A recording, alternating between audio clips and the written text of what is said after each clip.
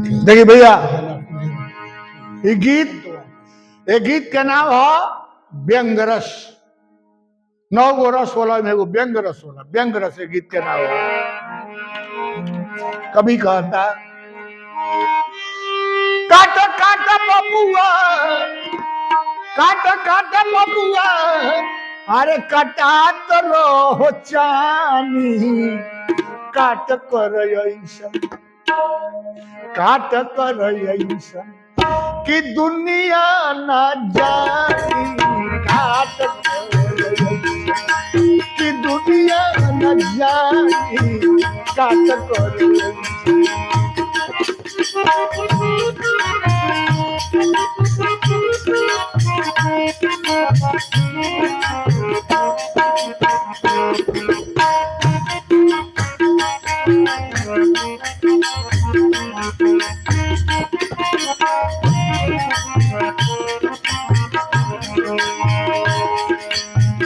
फेंकी फेंकी पैसा के देखो तमाशा, फेंकी फेंकी पैसा के देखो तमाशा, पैसा न लगाओ कि छूटे न लाशा, पैसा न लगाओ कि छूटे न लाशा। अब नहीं खन राजा, अब नहीं खन राजा, अन्हा पड़ी रानी, काट कर बबुआ कि दुनिया न जानी, काट कर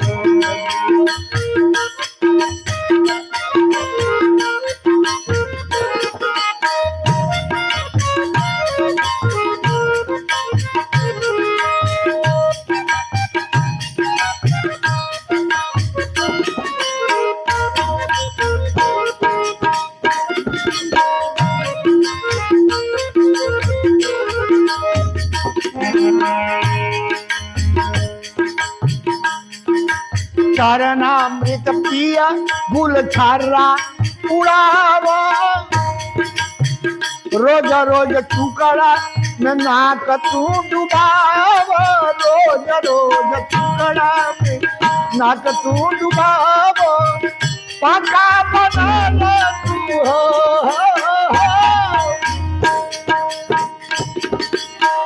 पका बना तू पूरी के पलानी, काट करो काट करो काट कर ऐसा कि दुनिया न जानी, काट कर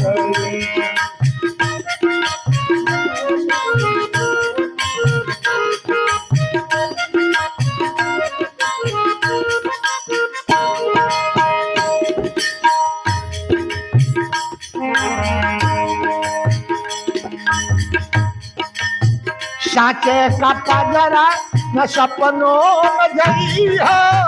साचे का पजरा न सपनों में गई हो, झूठे के गरवे में कंठी झुलई हो, झूठे के गरवे में कंठी झुलई हो। राजा भिखारी बा हो, राजा भिखारी बा दुखिया बदानी, काट कर ऐसा कि दुनिया न जानी, काट कर ऐसा कि दुनिया न जानी, काट कर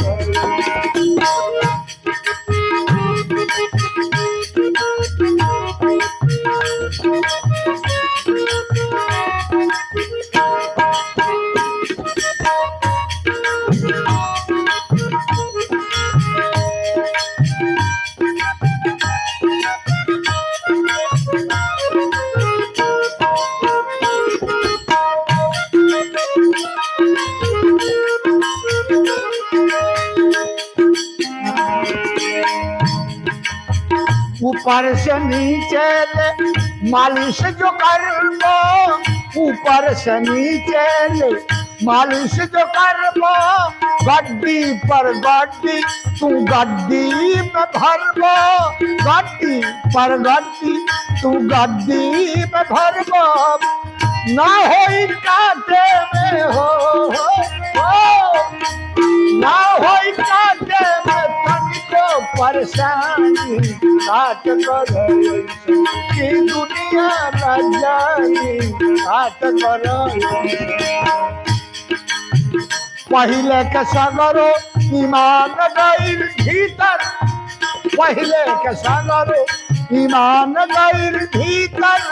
ना बाड़ देवता सब ना बाड़ पीतर